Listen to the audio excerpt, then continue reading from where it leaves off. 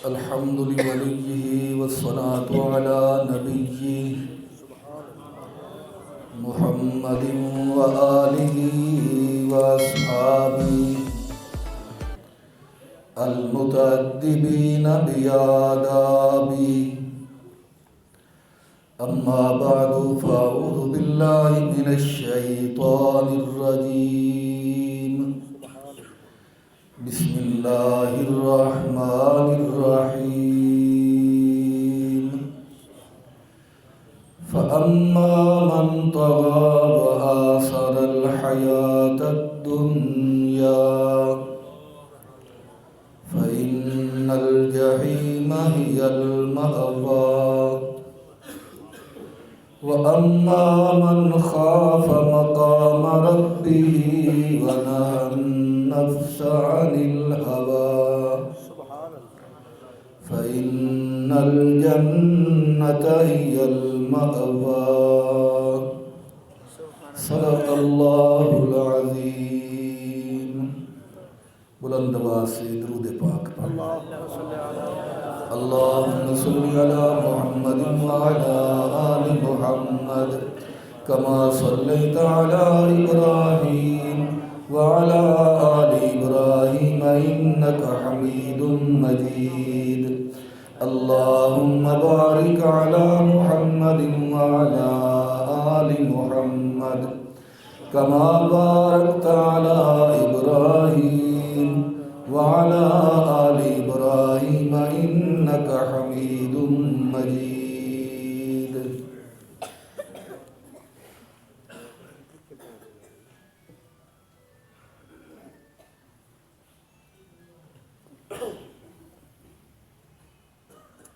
قابل قدر بزرگوں، عزیز ساتھیوں، خانقاہ صدیقیہ نقشبندیہ مدرسہ دارالقرآن عزیزیہ میں ماہانہ مجلس ذکر ختم خواجگان مراقبہ کی محفل میں ہم موجود ہیں. دعا ہے اللہ تبارک و تعالی ہم سب کی اس ماہانہ حاضری کو فضل و کرم سے قبول و منظور فرمائے. اس محفل کو ہمارے عقائد، ایمان، اعمال کی اصلاح کا ذریعہ بنائے اور آخرت میں ہم سب کی بخشش اور نجات کا ذریعہ بنائے. فرمایا فَأَمَّا مَنْ طَغَى وَآثَرَ الْحَيَاةَ الدُّنْيَا. جس انسان نے سرکشی کی، دنیا کی زندگی کو آخرت کی زندگی پر ترجیح دی، یعنی دنیا کی زندگی بنانے کی کوشش میں لگا رہا اور آخرت کو بھلا بیٹھا، اپنی خواہشات پہ چلتا رہا، محبوب کے طریقوں کو بھلا بیٹھا. فرمایا فَإِنَّ الْجَحِيمَ هِيَ الْمَأْوَى. اس کا ٹھکانہ جہنم ہے. وَأَمَّا مَنْ خَافَ مَقَامَ رَبِّهِ. اور جو انسان اپنے رب کے دربار میں کھڑا ہونے سے ڈر گیا، یہ بات اس کے ذہن میں بیٹھ گئی کہ میں نے اللہ کے دربار میں پیش ہونا ہے، وہاں مجھے اپنے اعمال کا حساب دینا ہوگا. ڈر گیا، اللہ کا خوف دل میں آ گیا تو وَنَهَى النَّفْسَ عَنِ الْهَوَىٰ. پھر خواہشات سے اس نے منہ موڑ لیا، دین پر چلنا اس نے شروع کر دیا. فَإِنَّ الْجَنَّةَ هِيَ الْمَأْوَىٰ. اس آدمی کا ٹھکانہ جنت ہے. سبحان اللہ، سبحان اللہ. تو اللہ تعالیٰ نے مختصر الفاظ میں دونوں باتیں بتلا دیں. اگر خواہشات کے پیچھے چلو گے تو ٹھکانہ جہنم ہوگا، اور اگر خواہشات کو ٹھکرا کر دین پر چلو گے تو تمہارا ٹھکانہ جنت ہوگا۔ سبحان اللہ۔ خواہشات کی بات آئی تو ایک واقعہ یاد آ گیا۔ بغداد میں ایک اللہ والے رہتے تھے، تو اتفاقی طور پہ اکثر پڑھنے میں ایسا آیا ہے کہ جو اللہ والے ہوتے ہیں ان کی رفیقہ حیات اکثر تیز مزاج ہوتی ہیں، سخت مزاج ہوتی ہیں، اور اللہ والے ان کی ہر تیزی کو، سختی کو خندہ پیشانی سے برداشت کرتے ہیں۔ تو اللہ والے تھے، لیکن گھر والی بڑی سخت مزاج تھی، بات بات پہ جھگڑنا، بات بات پہ لڑنا، حتیٰ کہ ایک دن لڑتے لڑتے غصے میں اس نے یہ کہہ دیا، کہنے لگی کہ مجھے تو میرے ماں باپ نے کس دوزخی کے پلے باندھ دیا ہے، کس جہنمی کے پلے باندھ دیا ہے۔ اللہ والے تھے لیکن آخر انسان تھے، دل پہ چوٹ لگی، غصہ بڑا آیا، دل میں آیا کہ اسے چھوڑ دو۔ پھر سوچا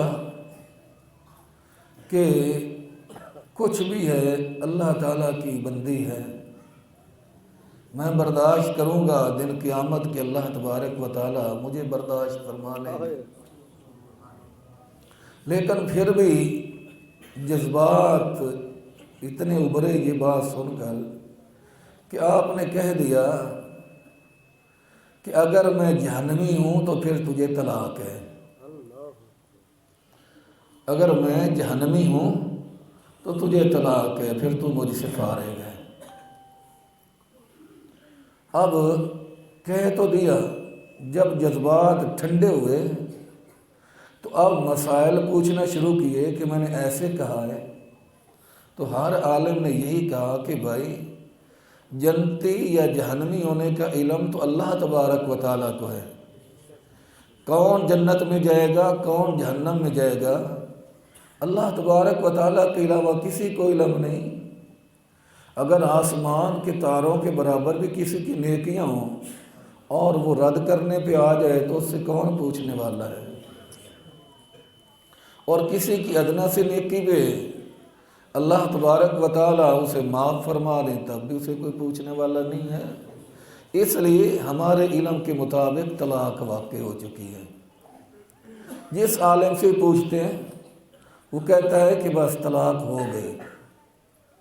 آخر پریشان ہو کر پہنچے امام اعظم ابو حنیفہ رحمۃ اللہ علیہ کے مایا ناز شاگرد قاضی ابو یوسف رحمۃ اللہ علیہ کے پاس،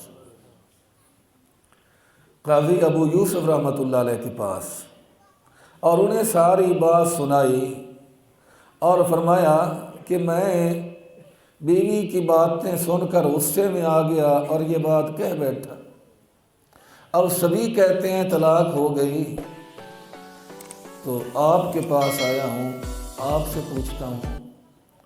تو قاضی ابو یوسف رحمۃ اللہ علیہ نے فرمایا کہ یہ بتلاؤ زندگی میں کبھی کوئی موقع ایسا آیا ہو کہ آپ کو گناہ کرنے کا پورا ٹائم مل گیا ہو، کوئی رکاوٹ نہ ہو گناہ کرنے میں، لیکن اچانک آپ پر اللہ تبارک و تعالیٰ کا خوف طاری ہو گیا ہو اور آپ نے اپنی اس گناہ والی چاہت و خواہش کو ٹھکرا دیا ہو، گناہ کرنے سے باز آ گئے ہوں؟ کبھی زندگی میں ایسا موقع تو نہیں موقع پیش آیا ہے؟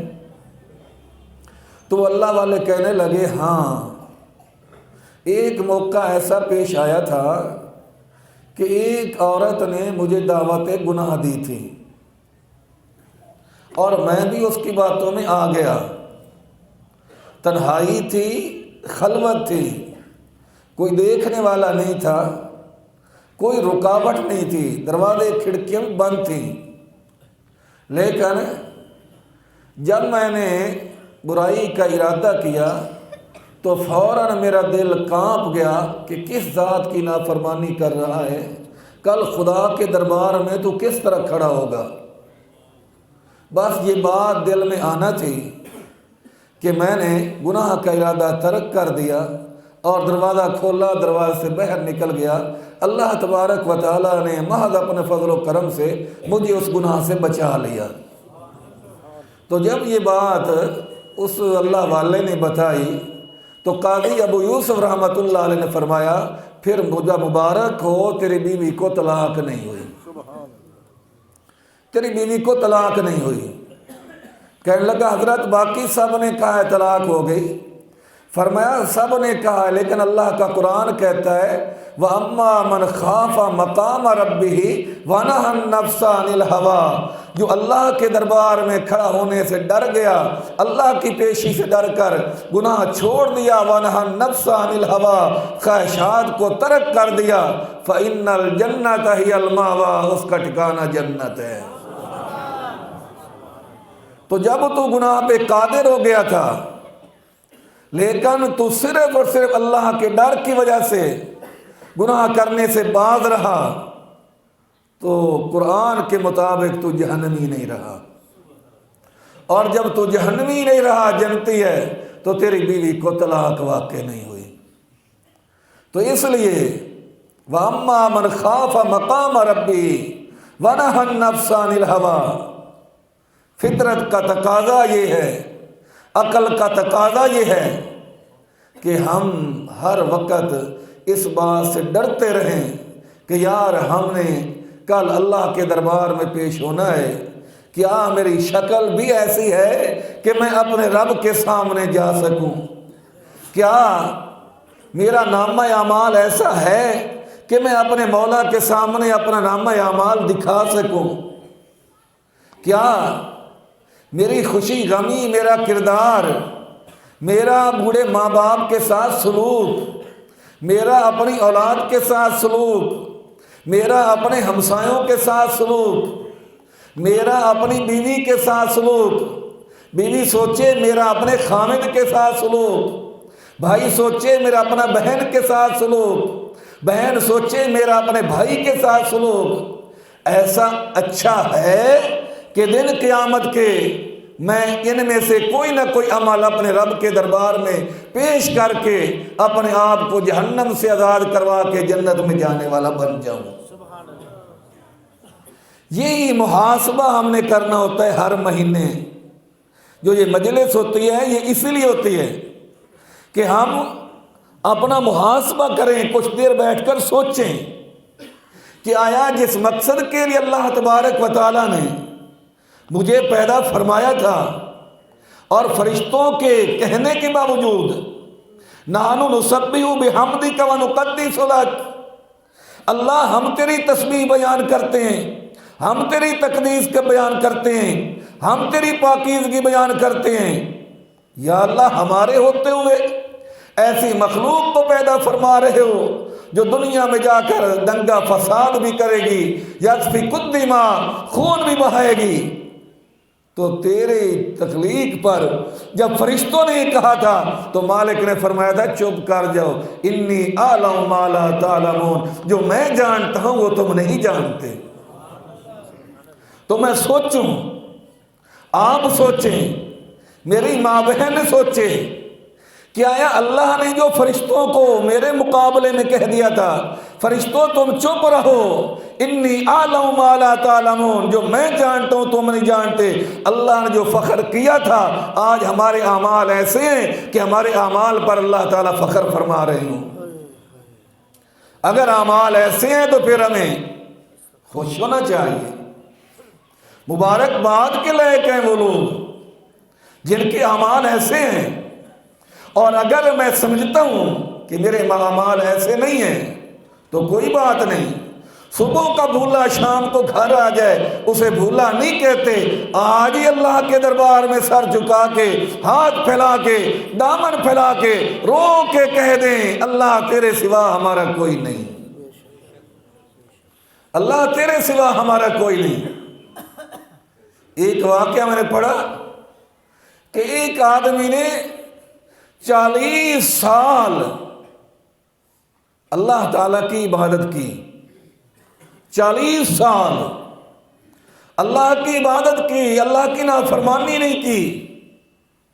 وقت کے ولی کو اللہ نے الہام فرمایا، القاء فرمایا کہ اس آدمی سے کہہ دو تو 40 سال ہو گئے، میں نے تیری ایک تسبیح بھی قبول نہیں فرمائی۔ بے نیاز ہے نا، رات دن 40 سال لگا دیے، آواز ہے تیری ایک تسبیح بھی قبول نہیں۔ اب جب اللہ والے کو القاء ہوا، وہ پہنچے اس عابد کے پاس اور جا کر کہا کہ مجھے القاء ہوا ہے، الہام ہوا ہے کہ تیری کوئی عبادت اللہ کے ہاں قبول نہیں۔ تو وہ عابد، وہ اللہ والا کہنے لگا بزرگو اپنے گھر جاؤ، اپنے گھر جاؤ۔ اس نے جو نہیں قبول کی تو کوئی اور دروازہ ہے کہ آج کے بعد میں اس دروازے پہ دستک دینا شروع کر دوں؟ بندے کا کام ہے پکارنا، بندگی کا کرنا، قبول کرے نہ کرے اس کی مرضی ہے۔ نہیں کرے گا تو پھر بھی میں جھکتا ہی رہوں گا، نہیں قبول کرے گا میں ساری زندگی میں اس کا در چھوڑ کر کہیں نہیں جاؤں گا۔ فوراً الہام ہوا، اے میرے بندے میں نے تیری پوری 40 سال کی عبادت کو قبول فرما لیا۔ بس آدمی یہ سمجھ جائے کہ میرا اس کے سوا کوئی نہیں۔ جب میں نے یہ سمجھ لی بات کہ میرا اللہ تعالیٰ کے سوا کوئی ہے ہی نہیں، میرا ملجا، میرا ماوا، میرا مصیبت میں کام آنے والا، میری فریادوں کو پورا کرنے والا، میری تمناؤں کو پورا کرنے والا ایک اللہ ہے۔ جب بھی میری مشکل حل ہوگی اسی دروازے سے حل ہوگی۔ جب میں نے یہ سمجھ لیا تو پھر انشاءاللہ العزیز مسئلہ سمجھو حل ہو گیا، مسئلہ حل ہو گیا۔ محبوب نے فرمایا قیامت کے دن جب اللہ کے عرش کے سائے کے سوا کوئی سایہ نہیں ہوگا، ہر آدمی اپنے پسینے کے اندر شرابور ہوگا، اپنے پسینے کے اندر۔ ذرا ہم تصورات میں آئیں اور سوچیں کہ سورج آج چوتھے آسمان پر ہے، چوتھے آسمان پر سورج ہے، اور سورج کا رخ سیدھا زمین کی طرف نہیں ہے، سورج کی پشت زمین کی طرف ہے، رخ اوپر ہے، سورج کی پشت زمین کی طرف ہے۔ اب یہ سورج کی گرمی برداشت ہوتی ہے؟ اتنی مسافت، اور پھر رخ جو دھوپ والا ہے، تپش والا ہے، وہ اوپر ہے، پشت نیچے ہے، تو گرمی اتنی ہے کہ انسان جب گرمی سخت پڑتی ہے جانور بھی برداشت نہیں کر سکتے۔ یہ چولستان، ریگستان کے علاقے، روئی کے علاقے، جب گرمی سخت پڑتی ہے تو وہاں دیکھیں کہ جانوروں کا کیا برا حال ہوتا ہے گرمی کی وجہ سے۔ لیکن وہ دن کیسا ہوگا کہ سورج وہاں نہیں ہوگا، سوا نیزے پہ ہو جائے گا، اور سورج کی پشت ادھر نہیں ہوگی، سورج کا چہرہ ادھر ہو جائے گا، سورج کا چہرہ ادھر ہو جائے گا۔ اس گرمی کو کون برداشت کر سکتا ہے؟ اس گرمی کو کون برداشت کر سکتا ہے؟ اس گرمی کی وجہ سے۔ اور کچھ آپ اندازہ لگائیں کب سے حضرت آدم علیہ السلام سے دنیا پھیلنا شروع ہوئی، انسان پھیلنا شروع ہوئے، آتے رہے جاتے رہے، آ رہے ہیں جا رہے ہیں، اور قیامت کی صبح تک یہ سلسلہ چلتا رہے گا۔ تو جب اللہ سب کو کھڑا کرے گا تو کتنا رش ہوگا، کتنا مجمع ہوگا۔ آج ہم مسجد کے اندر اتنے آدمی بیٹھے ہیں، ساتھ ساتھ بیٹھے ہیں، تو سردی کے باوجود سردی ختم ہو چکی ہے۔ اگر گرمی کا موقع ہوتا تو اس قدر ہم قریب ہو کر بیٹھ بھی نہ سکتے۔ انسان کے سانس کی گرمی اتنی ہوتی ہے، انسان کے جسم کی گرمی اتنی ہوتی ہے۔ تو ایک سورج سوا نیزے پہ ہوگا اور سورج کی دھوپ سیدھی پڑ رہی ہوگی، اور دوسرا آدمی کے ساتھ آدمی ملا ہوا ہوگا۔ اس منظر کو آنکھوں کے سامنے لائیں کہ پھر جب پسینہ چلے گا تو کتنا پسینہ ہوگا۔ امام الانبیاء حضرت محمد مصطفیٰ احمد مجتبیٰ کہہ رہے ہیں صلی اللہ علیہ وسلم نے فرمایا کہ کوئی آدمی گھٹنوں تک پسینے میں غرق ہوگا، اس کا پسینہ گھٹنوں تک، کسی آدمی کا پسینہ پیٹ تک، کسی آدمی کا پسینہ کندھوں تک، اور کوئی پورا ہی پسینے کے اندر غرق ہوگا، پورا ہی پسینے کے اندر غرق ہوگا، اور یہ پانی اس کے جسم سے نکلنے والا ہوگا۔ اور یہ پانی پتہ کتنا گرم ہوگا، پسینے کا پانی۔ آمنہ کے لال صلی اللہ علیہ وسلم نے فرمایا اگر اس وقت جو پسینہ آدمی کے جسم سے نکلے گا اس پسینے کا ایک قطرہ احد پہاڑ پہ ڈال دیا جائے تو احد پہاڑ پگھل جائے گا۔ سوچیں ہم کس طرح بے فکر ہو کر زندگی گزار رہے ہیں، کیوں ہم غافل ہو کر زندگی گزار رہے ہیں؟ جو اتنا گرم پسینہ میرے جسم سے نکلے گا کہ اگر اس پسینے کا ایک قطرہ احد پہاڑ پہ پڑ جائے، احد پہاڑ پتھر ہونے کے باوجود پگھل کر پانی بنتا نظر آئے، وہ پسینہ مجھے کتنا جلائے گا؟ میں سوچوں تو صحیح۔ اپنے پسینے میں، اپنے پسینے کے ساتھ انسان کا یہ چمڑا اور کھال جو ہے نا ایک سیکنڈ سے پہلے جل جائے گی، ختم ہو جائے گی اپنے پسینے کی وجہ سے۔ جیسے قرآن پاک میں اللہ فرماتا ہے کلما نضجت جلودہم بدلناہم جلودا غیرہا لیذوقوا العذاب، فرمایا اس دن جہنم کے اندر جب ڈالا جائے گا تو جہنم کی آگ کی وجہ سے ایک چمڑا جل جائے گا، اللہ فوراً دوسرا بنا دے گا، وہ جل جائے گا، تیسرا بنا دے گا، وہ جل جائے گا، چوتھا بنا دے گا، اور یہ سلسلہ چلتا رہے گا۔ اور یہ معاملہ بھی اس طرح سمجھیں کہ اپنے پسینے کی گرمی کی وجہ سے ایک سیکنڈ سے پہلے انسان کا چمڑا جو ہے وہ گل سڑ جائے گا۔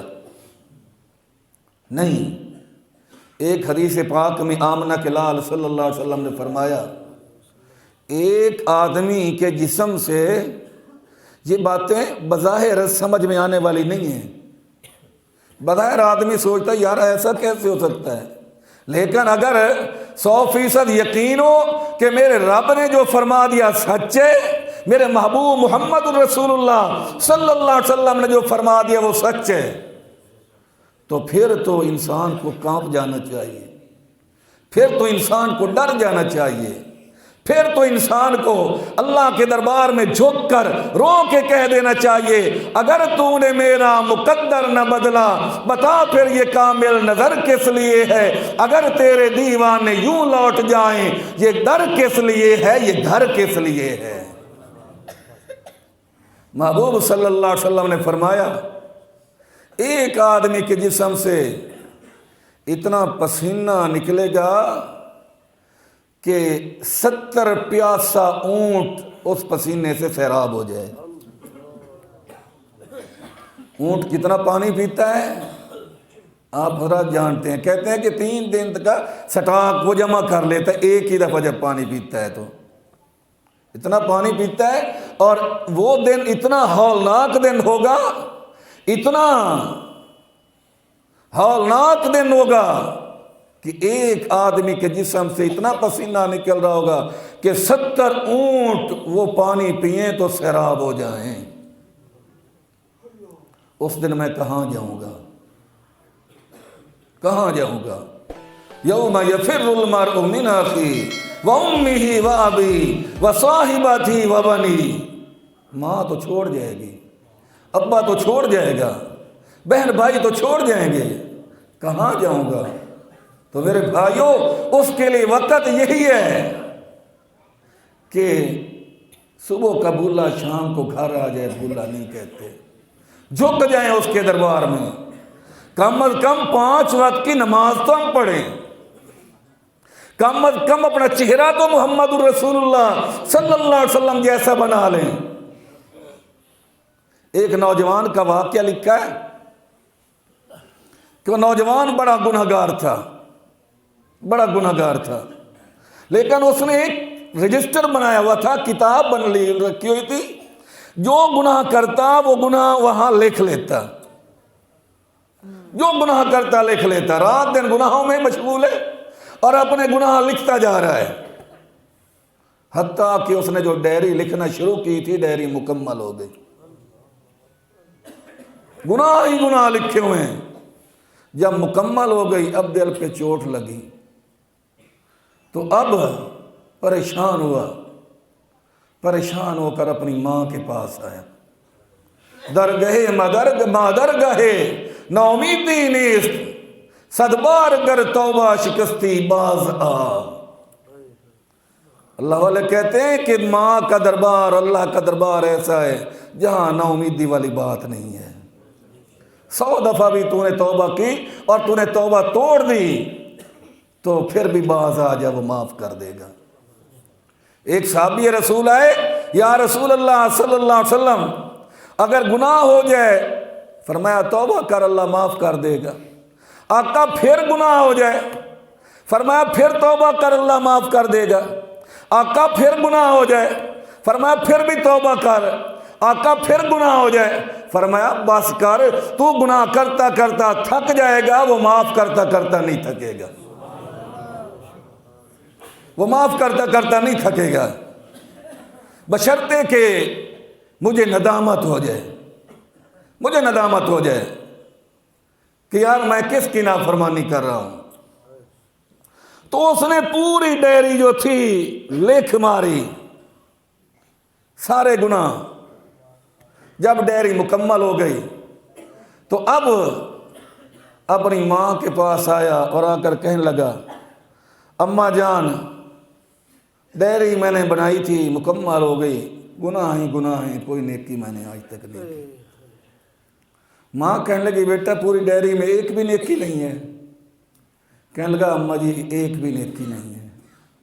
فرمایا کوئی نیکی کی ہے زندگی میں تو وہ بھی لکھ دے۔ کہنے لگا اماں کوئی نیکی کی ہو تو لکھو۔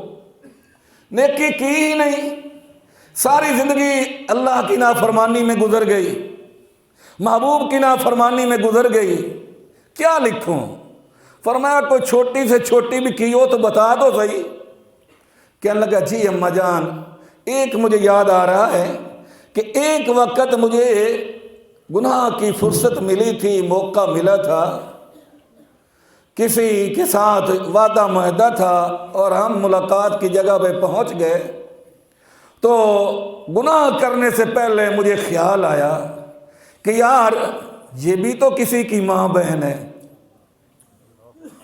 اگر یہی آدمی سوچ لے نا، یہی سوچ لے کہ یہ بھی تو کسی کی ماں بہن ہے، میری بھی کوئی ماں بہن ہے، تو سارا مسئلہ ہی حل ہو جاتا ہے، سارا مسئلہ ہی حل ہو جاتا ہے۔ تو میرے دل میں گنہگار تھا، سیاہکار تھا، لیکن اس کے باوجود میرے دل میں خیال آ گیا تو میں نے ارادہ بدل لیا۔ میں نے کہا آپ جا سکتے ہو۔ ماں کہنے لگی بس یہی لکھ دے، یہی لکھ دے، یہ بہت بڑی نیکی ہے۔ اماں جان ڈائری میں جگہ ہی نہیں ہے لکھنے کی۔ وہ کہنے لگی کسی نکر میں کسی کنارے پہ لکھ ہی دے۔ تو اس نے ڈائری کے کنارے پہ لکھ دیا۔ رات کو سویا تو اب اللہ کا ڈر پیدا ہوا اور کہنے لگا اللہ جب ڈائری کو دیکھتا ہوں تو یقین ہو جاتا ہے تو مجھے کبھی معاف نہیں کرے گا، کبھی معاف نہیں کرے گا، لیکن مولا جب تیری رحمت کو دیکھتا ہوں تو امید بن جاتی ہے کہ ضرور تو مجھے معاف کر دے گا۔ ایک اللہ والے فرماتے ہیں کہ حجاج بن یوسف بڑا ظالم آدمی تھا، کئی صحابہ کو شہید کیا، تابعین کو شہید کیا، بڑے بڑے اولیاء کرام کو شہید کیا، بڑا ظالم آدمی تھا۔ ایک اللہ والے کہتے ہیں کہ میرے دل میں آتا ہے کہ اس کو بھی اللہ معاف کر دے گا، کسی نے پوچھا وہ کیسے؟ تو وہ کہنے لگے کہ میں نے پڑھا ہے جب حجاج بن یوسف جس امت کا ظالم تھا، جب اس کی موت کا وقت آیا تو موت سے پہلے کہہ رہا تھا اللہ تیری مخلوق کا گمان تو میرے متعلق یہ ہے کہ میری بخشش نہیں ہو سکتی، تیری مخلوق کا یہی گمان ہے کہ تو مجھے معاف نہیں کرے گا، لیکن مولا مجھے اب بھی گمان ہے تو مجھے معاف کر دے گا، اب بھی میں سمجھتا ہوں تو مجھے معاف کر دے گا۔ اللہ والے کہتے ہیں، فرمایا کہ جملہ جو ہے نا مجھے لگتا ہے کہ اللہ تعالیٰ اسی جملے کے بدلے ہی اللہ تعالیٰ اس کی مغفرت فرما دے گا۔ تو سویا تو یا اللہ ڈیری دیکھتا ہوں گناہوں کے سوا کچھ نہیں، لیکن تیری رحمت دیکھتا ہوں تو امید بنتی ہے۔ لکھا ہے کتابوں کے اندر کہ رات کو سویا، جب صبح اٹھا اور ڈیری کو کھولا تو پوری ڈیری میں ایک بھی گناہ لکھا ہوا نہیں تھا، ایک بھی گناہ لکھا ہوا نہیں تھا، سب مٹا دیے گئے تھے، اور جو نیکی ایک کنارے پہ لکھی تھی وہ لکھی کڑی تھی، اور قرآن پاک کی آیت ایک لکھی گئی تھی ان الحسنات یذہبن السیئات، بے شک نیکیاں برائیوں کو مٹا دیتی ہیں۔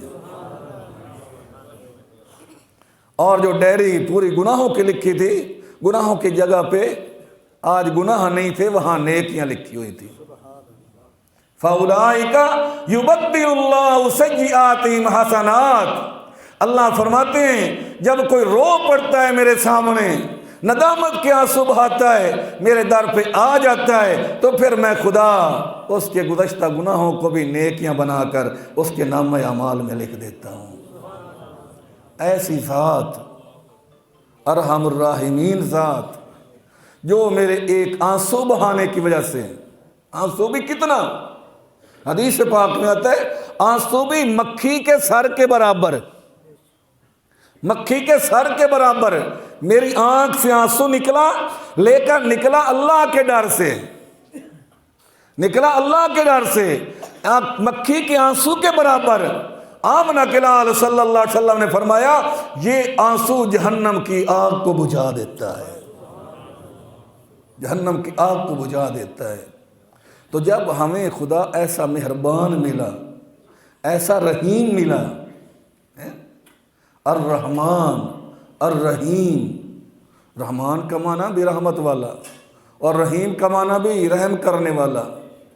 اب سوال پیدا ہوتا ہے جب معنی دونوں کا ایک ہے تو اللہ ایک ہی لفظ استعمال فرما دیتے، ایک ہی لفظ استعمال فرما دیتے، الرحمن کہہ دیتے یا الرحیم کہہ دیتے۔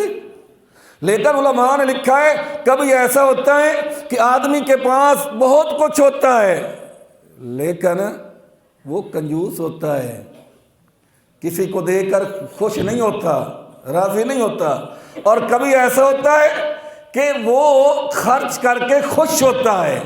اللہ تبارک و تعالیٰ نے اپنے آپ کو رحمان بھی فرمایا، رحیم بھی فرمایا، تاکہ دنیا کو پتہ چل جائے میرے پاس رحمت بھی بے بہا ہے اور رحمت کرنے میں میں کنجوس بھی نہیں ہوں، کنجوس بھی نہیں ہوں، رحمت بھی بے بہا ہے اور خرچ کرنے میں کنجوس بھی نہیں ہوں۔ تمہارے آنے میں دیر ہے لیکن میرے راضی ہونے میں دیر نہیں۔ تو محبوب نے فرمایا جب اللہ کے عرش کے سائے کے سوا کسی چیز کا سایہ نہیں ہوگا تو 7 آدمیوں کو اللہ اسپیشل اپنے عرش کے سائے میں جگہ عطا فرمائیں گے۔ ان میں پہلا امام عادل، عادل حکمران، اور محبوب نے فرمایا دن قیامت کے حکمران سے سب سے پہلا سوال ہوگا تو نے عدل انصاف کیا تھا میری مخلوق میں کہ نہیں کیا تھا، سب سے پہلے یہی سوال ہوگا، انصاف کیا تھا یا نہیں کیا تھا۔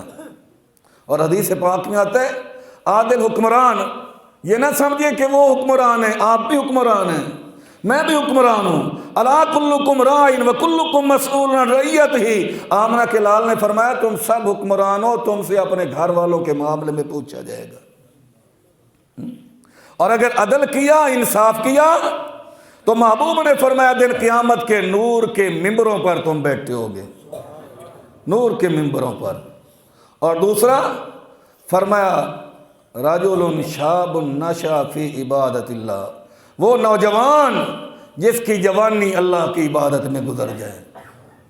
ویسے اللہ تبارک و تعالیٰ کے ہاں کوئی قید نہیں، بچہ آئے، لڑکا آئے، جوان آئے، بوڑھا آئے، مرد آئے، عورت آئے، کوئی قید نہیں، جس عمر میں بھی آ گیا اللہ معاف کر دیتا ہے۔ لیکن جوان، محبوب صلی اللہ علیہ وسلم نے فرمایا کوئی بدکار جوان، گنہگار نوجوان جب ندامت کے آنسو بہا کے رو کر اللہ تعالیٰ سے معافی مانگتا ہے، توبہ کرتا ہے، اس کی توبہ کے صدقے مشرق سے لے کر مغرب تک جتنے قبرستان میں مسلمان گنہگار مردے پڑے ہوتے ہیں 40 سال کے عذاب کی اللہ ان میں تخفیف فرما دیتا ہے۔ ایک نوجوان توبہ کر لے، التائب حبیب اللہ، کیونکہ توبہ کرنے والا اللہ کا محبوب ہوتا ہے۔ اور جب اس نے صلح توبہ کر لی، ایک واقعہ یاد آ گیا، حضرت بھی انشاءاللہ پہنچ رہے ہیں۔ حضرت موسیٰ کلیم اللہ نے ایک دن اللہ تعالیٰ کے دربار میں عرض کیا، یا اللہ تیرے بندوں میں جو سب سے زیادہ گنہگار ہے میں اس کو دیکھنا چاہتا ہوں، فضل کر مجھے اپنا گنہگار بندہ دکھا جس سے بڑا اور کوئی گنہگار نہ ہو۔ تو اللہ تعالیٰ نے فرمایا فلاں بستی میں چلے جاؤ، فلاں گھر فلاں نام ہے، وہاں چلے جاؤ۔ جب گئے دروازے پہ دستک دی، اندر سے آدمی نکلا۔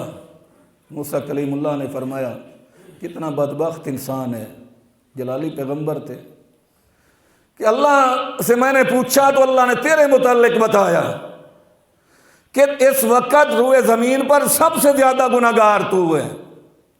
واپس آ گئے۔ اب اس گنہگار کے دل پہ چوٹ لگی، رات کو رویا، آنسو بہائے، چیخیں نکل گئیں، میرے مولا میں تو گنہگار ہوں لیکن تو تو رحمان ہے، اللہ میں تو گنہگار ہوں مگر تو معاف کرنے پہ قادر ہے۔ اگلا دن آیا، پھر حضرت موسیٰ کلیم اللہ نے عرض کیا، یا اللہ جو روئے زمین پر سب سے گنہگار تھا وہ تو آپ نے دکھلا دیا، اب جو روئے زمین پہ سب سے زیادہ نیک آدمی ہے اللہ اس کی زیارت کرنا چاہتا ہوں، وہ بھی دکھا دے۔ پھر حکم ہوا اسی دروازے پہ چلے جاؤ۔ پھر چلے گئے۔ جب دروازے پہ دستک دی تو اندر سے وہی آدمی نکلا، وہی آدمی نکلا۔ حضرت موسیٰ کلیم اللہ حیران، اللہ سب سے زیادہ گنہگار بھی یہ اور سب سے زیادہ نیک بھی یہ فلسفہ مجھے سمجھ نہیں آیا۔ آواز آئی، میرے کلیم آپ تو یہ تانا دے کر چلے گئے تھے اور جب آپ کے تانے کی چوٹ اس کے دل پہ لگی، اس نے مجھے سے معافی مانگی تو اس نے جتنے گناہ کیے تھے میں نے سب گناہوں کو نیکیاں بنا کر اس کے نام میں اعمال میں لکھ دی، سب گناہوں کو نیکیاں بنا کر میں نے اس کے نام میں اعمال کے اندر لکھ دیا ہے۔ تو جس عمر میں بھی آدمی آ جائے اللہ تعالیٰ اس کی عزت فرماتے ہیں، قدر فرماتے ہیں۔ لیکن نوجوان جب آتا ہے تو اللہ تبارک و تعالیٰ کو بڑی خوشی ہوتی ہے، بڑی خوشی ہوتی ہے جب نوجوان گناہوں سے توبہ کرتا ہے۔ در جوانی توبہ کردن شیوائے پیغمبری، وقت پیری گرگ ظالم میں شود پرہیزگار۔ بڑھاپے میں تو بھیڑیا جس نے ساری زندگی وہ جو بکریوں کو چیرتا رہا، پھاڑتا رہا، کھاتا رہا، اجاڑتا رہا، بڑھاپے میں تو وہ بھی لگتا ہے کہ بڑا بزرگ ہے۔ مزہ تو یہ ہے کہ جوانی میں انسان سنبھل جائے۔ محبوب صلی اللہ علیہ وسلم نے فرمایا بوڑھا آدمی 10 رکعت پڑھے اس کا ثواب تھوڑا ہے، نوجوان آدمی 1 رکعت پڑھے اس کا ثواب زیادہ ہے، زیادہ ہے۔ تو اس لیے میرے بھائیوں ہمیں سوچنا چاہیے، پتہ نہیں زندگی کتنی ہے، کوئی پتہ نہیں، کسی کو بھی کوئی پتہ نہیں، کسی کو کوئی پتہ نہیں۔ جوانی میں جو سنبھل گیا، یہاں تک کہ محبوب کا فرمان یاد ہے، محبوب نے فرمایا جب کوئی نوجوان جوانی کی عالم میں فوت ہو جاتا ہے، قبر میں رکھا جاتا ہے، منکر نکیر آتے ہیں سوال و جواب کے لیے، اللہ کی طرف سے آواز آتی ہے ارحمو، اس پر رحم کرو۔ خدا کہہ رہا ہے جوان فوت ہو گیا، منکر نکیر آئے، خدا کہہ رہا ہے ارحمو، اس پہ رحم کرو، اس نے جوانی کے مزے نہیں دیکھے، اس نے جوانی سے لطف ہی نہیں اٹھایا، یہ تو جوانی میں میرے پاس آ گیا۔ علماء نے لکھا ہے جو پاک نیک آدمی جوانی کے اندر فوت ہو جائے اس کو آخرت میں شہید کا مقام اللہ تعالیٰ عطا فرمائے۔ تو بہرحال جو کچھ کر بیٹھے، جتنا کچھ کر بیٹھے، وقت ہے میرے بھائی، سنبھل جائیں، سنبھل جائیں، کہیں ایسا نہ ہو کہ فرشتہ آ کر دروازے پہ دستک دے اور میں کہوں مجھے تھوڑی سی مہلت تو دے دو، وہ کہے کہ مہلت میں ملی تھی 40 سال، مہلت ملی تھی 50 سال۔ آمنہ کے لال صلی اللہ علیہ وسلم نے فرمایا جس آدمی کی عمر 40 سال ہو جائے، کتنی؟ 40 سال، اور اس کی بھلائی برائی پر غالب نہ آئے۔ عمر میری ہو گئی 40 سال، پہلے جو کچھ ہوتا رہا، اب بھی 40 سال کو پہنچنے کے بعد بھی میری بھلائی میری اچھائی پر غالب نہیں آئی، میری نیکیاں میرے گناہوں پر غالب نہیں آئیں، تو آمنہ کے لال نے فرمایا مجھے ڈر ہے ایسے آدمی سے اللہ توبہ کی توفیق چھین نہ لے، ایسے آدمی سے توبہ کی توفیق چھین نہ لے۔ 40 سال عمر عزیزت گزشت، مزاج تو اذہال طفلی نگشت۔ شیخ سعدی رحمۃ اللہ علیہ فرماتے ہیں تیری عمر کے پیارے 40 سال گزر گئے لیکن بچوں والی عادتیں تیری نہ گئیں، تو اب بھی سنبھل جائیں گے۔ تو میرے بھائیوں کچھ بھی نہیں گیا، کچھ بھی نہیں گیا۔ قدردان ذات آواز لگا رہی ہے وقال ربکم ادعونی استجب لکم، وقال ربکم ادعونی استجب لکم، وقال ربکم ادعونی استجب لکم۔ نوجوان جوانی میں سنبھل جائے۔ محبوب صلی اللہ علیہ وسلم نے فرمایا دن قیامت کے ایسے نور کے ممبروں پہ اللہ انہیں بیٹھائے گا کہ انبیاء دیکھ کر رش کریں گے۔ انبیاء کرام عرش مولا کے نیچے، وہ ٹائم نہیں، آمنہ کے لال صلی اللہ علیہ وسلم کے لیے ممبر بچھایا جائے گا عرش مولا کے نیچے، اور وہ ممبر کتنا طویل ہوگا؟ علماء نے لکھا ہے، بلکہ حدیث پاک میں آتا ہے کہ 500 سال کی مسافت ہوگی اس کا طول۔ نوری ممبر، نورانی ممبر چمک دمک رہا ہوگا، اور اس پہ آمنہ کے لال صلی اللہ علیہ وسلم تشریف فرما ہوں گے، اور محبوب کے دائیں جانب حضرت آدم علیہ السلام کی کرسی ہوگی، محبوب کے بائیں جانب حضرت ابراہیم خلیل اللہ کی کرسی ہوگی، پھر انبیاء اکرام کی کرسیاں ہوگی۔ تو عرض یہ کر رہا تھا کہ جب اللہ کے عرش کے سائے کے سوا کوئی سایہ نہیں ہوگا، اللہ 7 آدمیوں کو اپنے عرش کے سائے میں خصوصی طور پہ جگہ عطا فرمائیں گے۔